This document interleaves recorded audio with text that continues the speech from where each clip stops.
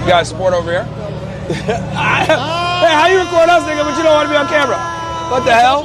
Yeah, dude was walking by like this.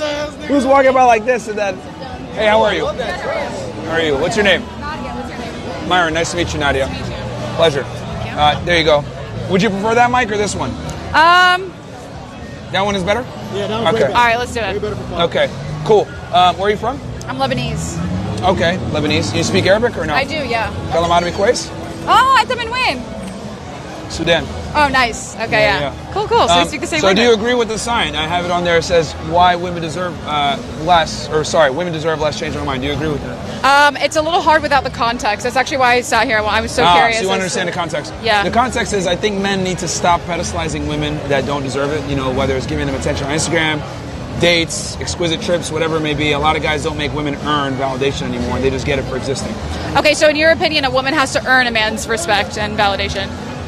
And resources and all the other benefits that come with being a guy. I think guys are too quick to give away attention, resources, time. Interesting. All this stuff. Yeah. Okay, so in your perspective, what is the ideal way for that to transpire? Like for a man to know when a woman is worthy of that for him. She's got to add value back. In what way? There's a multitude of different ways. Whether it's respecting his authority, not being a pain in the ass, making his life easier, being a utility versus being a liability. Okay.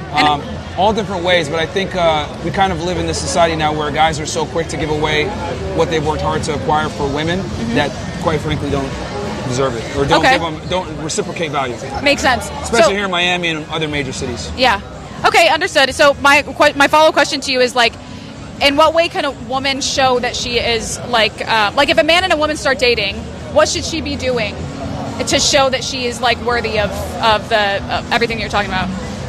Obviously, fierce loyalty, right? I think, and from how she behaves to how she dresses to how she conducts herself, her behavior is in and out of real life. If she has a social media profile, she has it privated. She's not posting certain types of photos to make herself look all sexy for other men's attention. I think a lot of it is the woman protecting her modesty. Okay. All right, got you. And you come from, is your family Muslim or no? Yeah.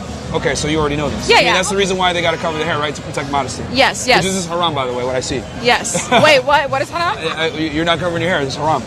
Okay. I'm just fucking with you. It's fine. I know that you like to be polarized. That's why I'm okay with it because I think it's funny too. But my next question to you is like so if you saw a girl that you were really interested in, would you ask her out? What would you be willing to do on the get-go to like get her attention? Well, I think obviously the man should initiate courtship and initiate the first date. And he should pay for the first date, etc.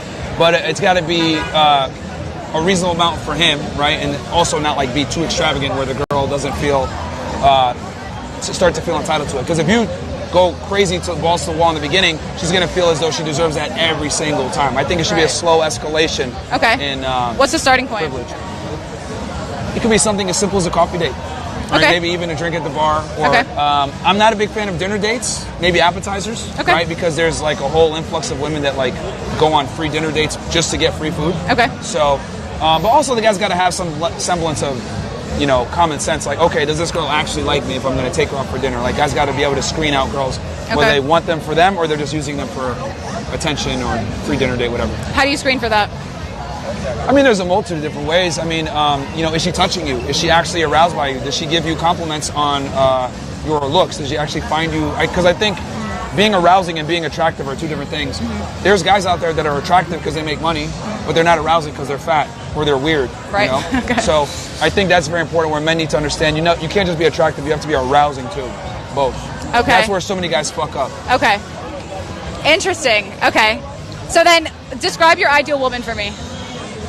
I mean, when it comes to that, I'm more selective on behavior than looks. Okay. So she can't be a whore. Promiscuous past, any type of sex work automatically disqualifies her that she used to be involved in, whether it's former sugar baby all the way up to being like a dancer. You know what's interesting? As I asked you what you look for in a woman, and you told me what you don't look for in a woman. Well, that's the thing, because I'm more concerned with getting rid of disqualifiers first. Does that make sense? Yeah. Because if you work on disqualifiers, then that vets out a bunch. Okay, so let's say that you come across the woman that, in your opinion, is like the perfect woman, like from what you see from her so far. Okay. Are you willing to show up a little bit more at the beginning, at the offset? Well, that's why you have a vetting period.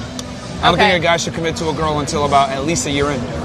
Oh, interesting. So you think no commitment for at least a year? Yep. And on top of that, the girl's got to ask him out. All right. I would like to hear more on that. Why? Yeah. Well, but you're saying the girl should ask the guy out? Yes. Okay, why? She should be the one to want to get the relationship. Initiate. Yes. Well, not initiate the courtship, initiate a more serious relationship. And I know that sounds unorthodox and stuff like that, but when I break it down, it'll make sense. So, he who asks has no leverage, correct? He who asks has no leverage. Yes. If you're going to someone for a job application, right, for a job, they have all the leverage and they hire you, correct? Okay, I can see that. So they're in a position where they can qualify or disqualify you, correct? Correct. So, as the man, it's your job to make her earn the validation, right? To make her earn the validation? Yes. Okay. Because, okay, you're the leader. Yeah. Which means, if you're the leader, then the woman needs to follow you, right? You're right. For a woman to follow your lead, she needs to respect you, right? Right. So, she needs to feel like she's getting a prize when she's with you, correct? Right, correct. So, I look at it like a prestigious law firm. If you're an attractive guy and you got your shit together, you're like a prestigious law firm. Okay. People are applying to your law firm to try to get a job with you. Okay. Right? Okay. So when they show up to the job interview, they're going to come dressed appropriately. They're going to come understanding what it takes for the business. They're going to know. They're going to take the job more seriously because it's difficult to acquire. Right. So when the woman is asking you for the relationship, she's going to prize that relationship a lot more than if you ask her. Okay. I just lost my train of thought too. What was I going to say? You were talking what about she brings to the table, what she brings to entitlement. Yeah. Yeah, so I think, but the same thing goes for women, where it's like when a woman knows what she brings to the table in terms of nurturing, taking care of her man, being the, like, he has the house, but she makes it a home kind of a situation. Yeah. I think it goes both ways, where a woman also has to be able to protect that for the right man. So it's like if a man is talking to a girl that doesn't like have any of that and isn't interested in the give in a relationship, then obviously you're not going to give her, but that's, like you're saying, it's your responsibility as the man to vet that. That's why vetting is so important, for a year, that's why it's so important. Yeah. But I think we agree on a lot of the things. I know the way I phrase things might trigger people or cause some that's questions. Why But yeah, that's why I think in today's day and age, it's imperative for the girl to be the one to want to get the. And I'm not saying she has to get down on a knee and propose to you. I'm saying she, what girls normally do. What are we? You know what I mean? That type thing. Oh, okay. And then at that point, that's when you can dictate your terms as a man. Because I genuinely believe as a man, you must have boundaries with women. You must. If you don't have boundaries with them, that goes both ways. No, it doesn't. Women can't enforce boundaries on men. Interesting. Why not? Because men are the leaders. Like, for example, if you have a job, right? Do you go in there and tell your boss, these are my boundaries? No. Yeah. You work for the company. You're their employee. So you follow their rules and regulations and their code of conduct, not the other way around. Do you think women ever lead men in any way in a relationship? They always do. Women lead men? Lead? I thought you said lead. Lead. Oh, a lot of times they do, and those are terrible relationships. Why? Well, I've always said, women will, if a woman leads a relationship, she's going to lead to the end of it. And that's because women are just not naturally in a position to lead men in a romantic relationship. Okay, but do you agree that there's different categories of leadership in a relationship? Or different types of leadership? For the pertinent things when it comes to leading a household, what does leading a household mean for you? I mean, that encompasses many different things. Being the protector, the provider, provisioner. I don't think women should work. I think they should be staying at home with the children. Mm-hmm. I think feminism is a lie. Mm-hmm. So I think a man should be able to provide all that for a woman. Okay. Yeah. Okay, but I would say that women do also lead in the household in terms of, like, for example, when a woman is like that's why I said pertinent, like the most pertinent things when it comes to like the family unit. Like, of course, the house, keeping it clean, chores, all that. That's fine. That's whatever. But I'm talking about like real decisions that need to be made, right? The man needs to do it. What are real decisions? Hey, we got to move. Okay. Hey, I'm getting the job. You need to follow me. Okay. Hey, we're gonna go ahead. Of course, you gotta love those guys that do that. Oh, I'm gonna buy this. We want to buy this house, or we want to buy this asset. I'm gonna make the final decision on it. Like, life-changing decisions need to be made by the man. Okay. I'm not saying the woman can't be a what's the term? He can't confide or ask her opinion to get her take on it, of course. But at the end of the day, the man has to be the final decision maker. I agree with that, but the other thing, though, that this is also something that I've recently learned, is that, like, when men can't use, like, when there's no more logic to be used, when there's a certain decision that needs to be made, sometimes the only thing left is intuition, right? And a woman is the only thing that is connected to intuition. Men are not. Men are logical. Right? So women actually, like, that's a really important thing. A man needs to be able to come to a woman and rely on her intuition in order to make those, like, really important decisions that he doesn't have enough information or logic about. Yeah, I mean, I don't really like the whole concept of, like, I feel this way, so I'm going to make a decision. I think it's not feel. Intuition is a Intuition is based on feel, though. No, it's not. What is it based on?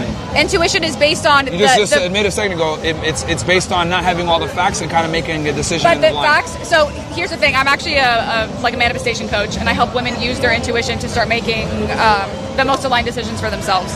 Your intuition is coming from a place of higher knowing within yourself.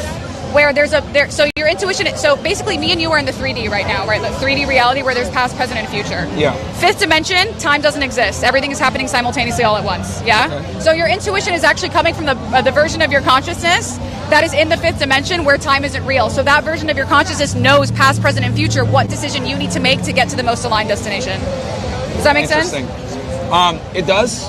I don't rely on that type of because you're a man, you're not supposed to. You're supposed to rely on logic. A woman uses intuition, and a woman being in touch with her intuition is a valuable asset to a man. Because when he has no more facts left... That's why men gotta lead, guys. They use intuition. That's why we gotta lead. You had me all the way into that. But hey, again... Are you in a relationship? Oh, I love this question. How did we get here? It's like a speech. Yeah, we're doing the panel. Yeah. She's completely wrong. Oh shit! Look, we got Zherka in the house. What's up, man? What's going on, Zherka? So you, okay. I mean, I can answer your question, but what, out of curiosity, what prompted you to ask that? I'm always curious. I'm just curious about your actual tangible experience with women. Genuinely, just out of curiosity, not insinuating anything. Okay. Let's assume, hypothetically speaking, I was a virgin. I never dealt with any girls. Okay. That's not where I was coming from, but I know, but let's assume, right? Okay. Wouldn't it be fair to say, though, that, like, a fact is a fact regardless of who says it? Yeah. Or, or their qualifications? Okay, yeah. Because, like, I've always thought it was... Because, like, anytime I have these discussions, a lot of times, like, girls always ask the inevitable, do you have a girlfriend? Okay, as if, like, because I know where that question comes from. It comes from, are you in a position of authority to speak on something that you may or may not even be involved in? Well, for me personally, the reason why I asked is because when you have an intimate relationship with a woman that is very connected to herself, you understand that there's a very valuable level of guidance that you get from her because she's more spiritually connected than you are. So if you've never been with a woman who is spiritually connected or is connected with her intuition, then she does lead with her emotions. And at that point, it is one of those things where it's like, yeah, I am a man that needs to lead because my woman is going to lead with emotions, and that's never valid. So I have been with girls like that before, but I just don't listen to them. Been with girls like what? That have that like intuition or hey, I get this gut feeling, whatever. I just don't listen to them because I'm very pragmatic in a lot of the things that I do. Right. So I just, I understand that there's a place and time for intuition, gut feeling, etc. But I would say 90% of the time or better, I'm trying to be pragmatic in my decision making. And I think that's one of the biggest delineating differences between men and women is that we tend to make decisions based on facts and evidence and circumstances versus women make decisions based on how they feel, what feels right. So, and I get it. I think it's one of the good differences between the two. But I think as a man, your ability, thank you, Angie. I think as a man, it's your job to be able to navigate that the best you can. Interesting. We'll probably have to just agree to disagree on that one because I think like the intuition thing for me is not emotional. It's based on facts from your higher self. But either way, though, I respect it. And it was nice talking to you. It was a pleasure to talk to you, too. Yeah. Thank you. You're welcome. All right. I don't know if your girlfriends are still around. I think it might have left because they were okay. hurting, but... Thank you. Their feet were hurting? Yeah, I saw the light. Good. Thank you.